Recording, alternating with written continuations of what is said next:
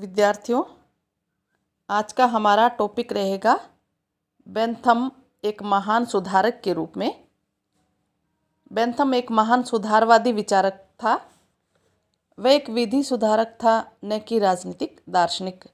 Pollock के अनुसार 19वीं शताब्दी में आर्थिक, सामाजिक, राजनीतिक और वैधानिक जितने भी सुधार हुए, उनमें से शायद ही ऐसा कोई सुधार हो जिस पर बेंथम का प्रभाव न पड़ा हो।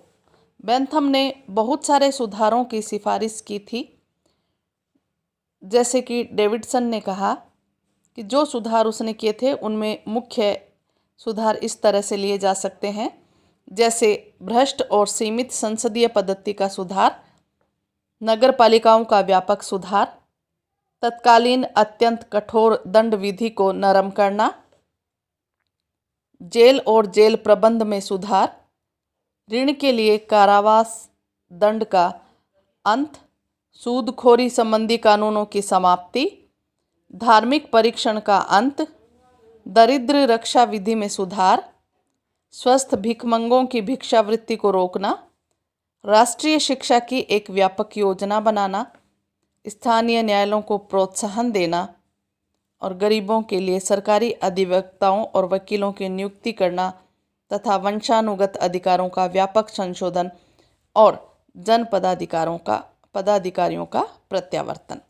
तो इस परिभाषा में वे तमाम सुधार आ गए हैं जिनके बारे में बेंथम ने अपने महत्वपूर्ण विचार दिए और महत्वपूर्ण सुधार करने की एक योजना बनाई, एक प्रस्ताव उन्होंने रखा।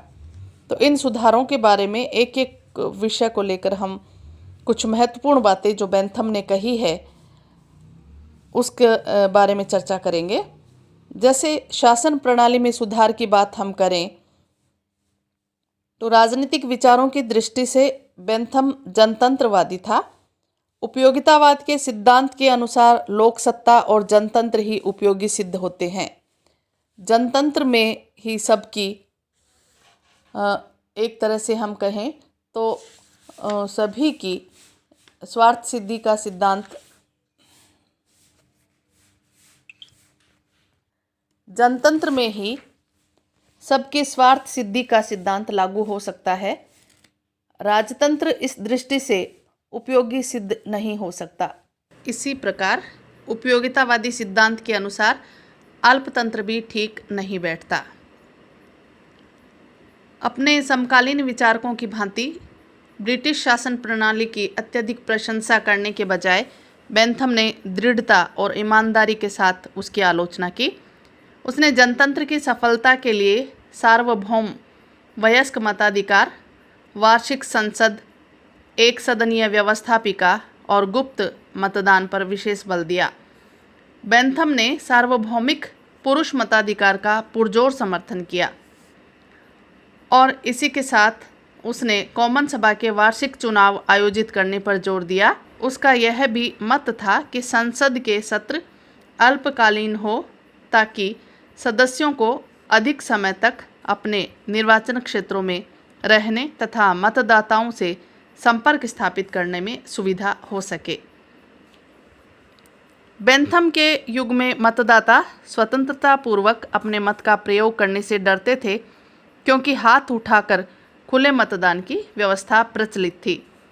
अतः बेंथम ने गुप्त मतदान पर जोर दिया और इसके अतिरिक्त लॉर्ड सभा को, जो सार्वजनिक हितों के प्रति उदासीन सदन था, भंग कर देने का सुझाव भी बेंथम ने दिया।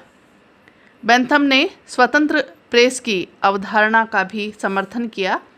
उसके मत में बिना प्रेस की स्वतंत्रता के सच्चे लोकमत की अभिव्यक्ति असंभव थी। इसी तरह से बेंथम ने विधि निर्माण के क्षेत्र में सुधार के बारे में भी अपने विचार रखे और बेंथम को एक महान विधि सुधारक के रूप में भी जाना जाता है।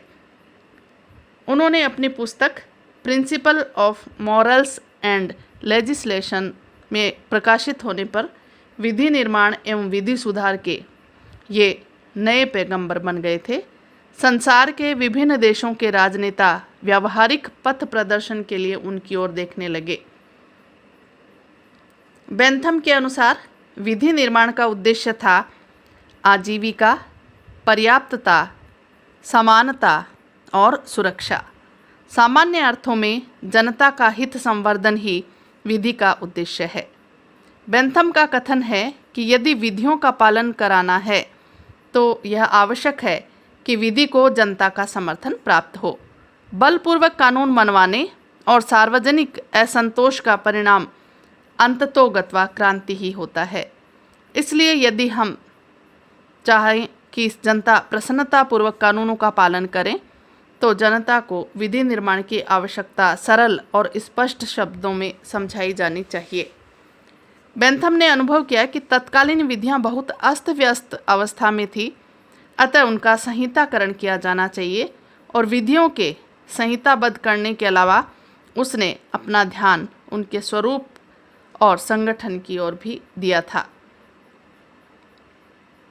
बेंथम उस अनावश्यक पारिभाषिकता और प्रविधिकता, व्यर्थ के शब्दजाल और अप्रचलित शब्दावली से चिढ़ते थे जो कि विधि निर्माताओं को बहुत प्रिय थी। उनका कहना था कि विधियों को सीधे साधे और आसानी से समझ में आने वाले छोटे छोटे वाक्यों में व्यक्त किया जाना चाहिए। विधियां उन लोगों के लिए सुलभ और सुगम होनी चाहिए जिन पर उनके पालन करने का उत्तरदायित्व है। तो इस तरह से बेंथम ने विधि के बारे में सुधार की बातें कही। न्याय व्यवस्था में भी सुधार की बात बेंथम करते हैं। उन्होंने कहा, इंग्लैंड की तत्कालीन न्याय व्यवस्था भी अत्यंत दोषपूर्ण थी और इसकी उन्होंने कटु आलोचना भी की। उनके अनुसार वहाँ की न्याय व्यवस्था अत्यंत जटिल एवं अनिश्चित थी। उसने पाया कि न्यायाधीश जिन विलंबकारी तरीकों का उपयोग करते हैं उनसे मुकदमों से संबंधित पक्षों का खर्च अनावश्यक रूप से बढ़ जाता है और कानून की प्राविधिकता के कारण न्याय ही नहीं हो पाता। न्याय व्यवस्था में होने वाले अनावश्यक खर्च, असाधारण देरी, अव्यवस्था और दुश्चिंता के कारण बेंथम ने अंग्रेजी न्याय प्रणाली के बारे में लिखा कि इस देश में न्याय बेचा जाता है और बहुत महंगा बेचा जाता है। वह व्यक्ति जो इसका दाम नहीं चुका सकता न्याय से वंचित रह जाता है। तो न्याय के प्रति बेंथम के हृदय में बहुत कम श्रद्धा थी और उनकी निरंकुशता की रोकथाम के लिए वह जूरियों का बहुत समर्थन करता था। जनमत की अभिव्यक्ति हेतु न्यायिक प्रक्रिया के प्रेक्षक नियुक्त करने का प्रस्ताव भी बेंथम ने रखा। उन्होंने ऐसा कानून स्वीकार करने का प्रस्ताव रखा जिससे न्यायिक कार्यवाही के दौरान निश्चित संख्या में नागरिकों की उपस्थिति अनिवार्य हो। इससे इस कार्यवाही की सार्वजनिकता प्रत्याभूत होती, जबकि न्यायाधीश आवश्यक समझने पर इन नागरिकों को जिरह में तथा प्रमाणों की जांच में भाग लेने की अनुमति देता। उसकी यह भी मान्यता थी कि विवादों का निर्णय अनेक जजों के बजाय एक जज के द्वारा किया जाना चाहिए, क्योंकि इससे जज में उत्तरदायित्व की भावना पनपती है और न्याय के प्रति सम्मान की रक्षा भी की जा सकती है। बेंथम वकीलों की भी आलोचना करते थे, क्योंकि उनके अनुसार वकीलों में प्राय सत्य असत्य को पहचानने का ज्ञान नहीं होता तथा ये लोग अपने स्वार्थ के लिए अपने पक्षकारों का शोषण करते हैं और जनता को न्याय दिलाने की अपेक्षा उसे मूर्ख बनाते रहते हैं। उन्होंने कहा था, ये लोग आलसी, सत्य असत्य का भेद करने में असमर्थ, अदूरदर्शी, जिद्दी, सार्वजनिक उपयोगिता के सिद्धांत की परवाह न करने वाले, स्वार्थी तथा अधिकारियों के इशारों पर नाचने वाले होते हैं। और ये सब बातें उन्होंने वकील के बारे में कही। अतः बेंथम ने सरल, सुस्पष्ट एवं व्यावहारिक कानूनों के निर्माण किए जाने के पक्ष में अपने विचार रखे और उन्हें सरलता से समझ सके और वकील एवं न्यायाधीशों की निरंकुशता और स्वार्थपरता से अपनी रक्षा कर सके, ऐसी विधि भी होनी चाहिए और ऐसे लोग भी होने चाहिए। अगला सुधार है दंड व्यवस्था एवं जेल सुधार। बेंथम के काल में फौजदारी कानून अत्यंत कठोर था।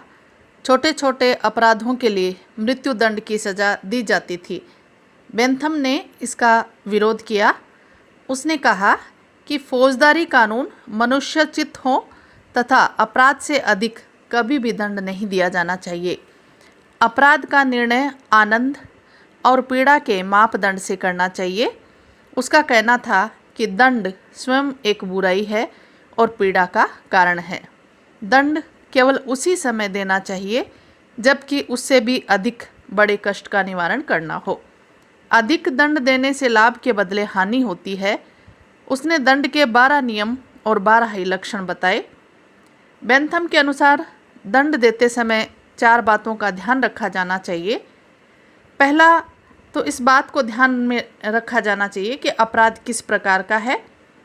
दूसरा, वे परिस्थितियां जिसमें अपराध किया गया है। और तीसरा, ये ध्यान रखें कि अपराधी का उद्देश्य क्या है। और चौथा है, अपराध से किस प्रकार के व्यक्ति के हानि पहुंचाई है या पहुंची है।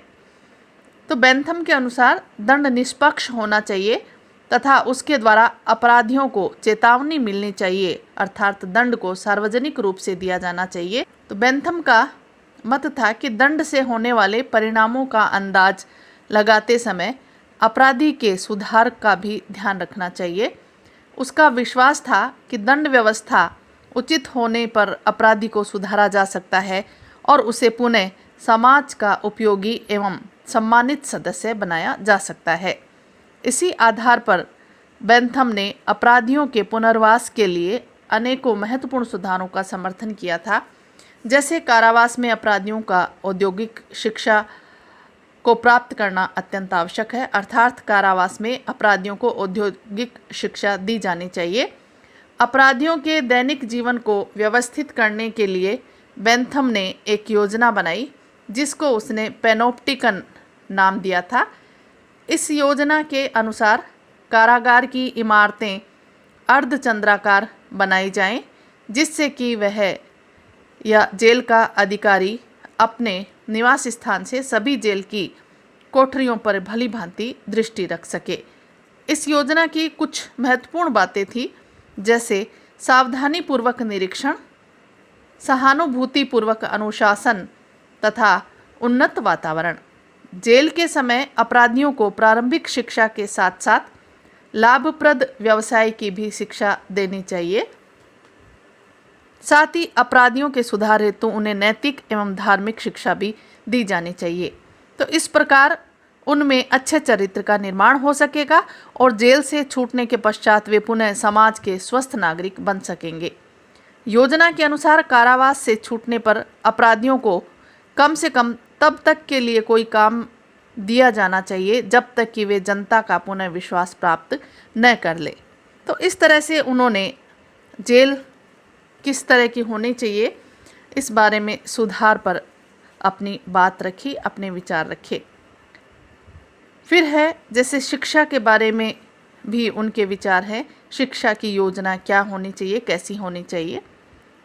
विधियों, दंड व्यवस्था तथा राज्य के विधान आदि के लिए ही बेंथम ने सुधारवादी योजनाएं नहीं बनाई, शिक्षा के क्षेत्र में भी उसने सुधारवादी योजनाएं बनाई और मानव जाति का सुधार करने में शिक्षा की शक्ति पर अटल विश्वास दिखाया। उनकी 2 शिक्षा योजनाएं थी, एक गरीब और अनाथ बच्चों के लिए और दूसरी मध्य तथा उच्च वर्ग के बालकों के लिए। प्रथम योजना के अनुसार अनाथ बालकों को चरित्र संबंधी शिक्षा दी जानी चाहिए तथा इसके साथ ही उन्हें कोई उपयोगी कला कौशल सिखाना चाहिए जिससे कि वे अपनी आजीविका कमाने में समर्थ हो सके। इसके साथ ही उन्हें बौद्धिक विकास संबंधी शिक्षा भी दी जानी चाहिए। मध्य और उच्च वर्ग के बालकों के लिए केवल बौद्धिक विकास संबंधी शिक्षा ही दी जानी चाहिए, धार्मिक या नैतिक शिक्षा नहीं। बेंथम के समय में ग्रीक, लैटिन आदि का अध्ययन कराया जाता था, परंतु उसने अन्य उपयोगी विषयों के अध्ययन पर भी जोर दिया। वह मॉनिटर पद्धति का समर्थक था और इस पद्धति के अनुसार ऊंची कक्षा के अथवा योग्य विद्यार्थी नीचे वाले अथवा कमज़ोर विद्यार्थियों को पढ़ाते थे और ये एक बहुत ही महत्वपूर्ण योजना साबित होती है। तो बेंथम के समय तक सर्वसाधारण की शिक्षा की अवहेलना की जाती थी। बेंथम ने सर्वप्रथम जनसाधारण की शिक्षा पर जोर दिया और राज्य द्वारा शिक्षा दी जाने की बात कही। बेंथम के शिक्षा संबंधी विचारों का भारत की शिक्षा पद्धति पर भी प्रभाव पड़ा। शिक्षा धार्मिक और नैतिक न होकर केवल ज्ञानात्मक हो, यह बात हमारी शिक्षा पद्धति में बेंथम के विचारों के फलस्वरूप ही आई। वास्तव में बेंथम ने ही शिक्षा संबंधी इस आधुनिक सिद्धांत की नींव डाली कि सबसे पहले वही चीज़ सिखाओ जो सबसे अधिक सुगमता से सीखी जा सके, अर्थात विद्यार्थी की सामर्थ्य का ध्यान रखो और उसे उसकी रुझान और स्वाभाविक प्रवृत्ति के विरुद्ध विवश मत करो। फिर आर्थिक विचार भी उन्होंने प्रस्तुत किए। आर्थिक विचारों की दृष्टि से बेंथम एडम स्मिथ का अनुयायी था, किंतु अनेक बातों में उसका एडम स्मिथ से मतभेद भी था। वह इस बात से सहमत था कि सरकार को मांग और पूर्ति के नियम में यथासंभव कम से कम हस्तक्षेप करना चाहिए और वह अबाध व्यापार का कट्टर समर्थक था। उसने अनियंत्रित प्रतियोगिता की प्रशंसा की और एकाधिकारों तथा अद्युपकारों का विरोध किया। उसे उपनिवेशवाद से सहानुभूति नहीं थी। उसका विश्वास था कि उपनिवेशों के साथ व्यापार करने के लिए उन पर आधिपत्य कायम रखना आवश्यक नहीं है, और उसने बतलाया कि जो पूंजी औपनिवेशिक व्यापार में लगाई जाती है, यदि उसे अन्यत्र लगाया जाए तो वो भी उतना ही लाभ होगा। उसने माना कि कुछ देशों पर ब्रिटेन का शासन ऐसा है कि उससे मानव जाति के परम हित की पूर्णता में सहायता मिलती है, किंतु वह इस बात को स्वीकार नहीं करता था कि उपनिवेश मातृ देश के लिए संपत्ति का स्रोत थे। 1828 में उसने कनाडा वासियों की ओर से एक याचिका तैयार की जिसमें पूर्ण पृथकत्व की मांग की गई। सामान्य तौर पर कहा जा सकता है कि बेंथम जैसे उपयोगितावादियों को उपनिवेशों के जाने से तनिक भी दुख नहीं होगा या नहीं हो, ऐसी विचारधारा है। तो इस तरह से बेंथम ने बहुत सारे विषयों पर या बहुत सारी योजनाएं तैयार की, बहुत सारे विषयों पे, बहुत सारी व्यवस्थाओं में सुधार की बात बेंथम करते हैं। इसीलिए उन्हें एक महान सुधारक के रूप में जाना जाता है। धन्यवाद।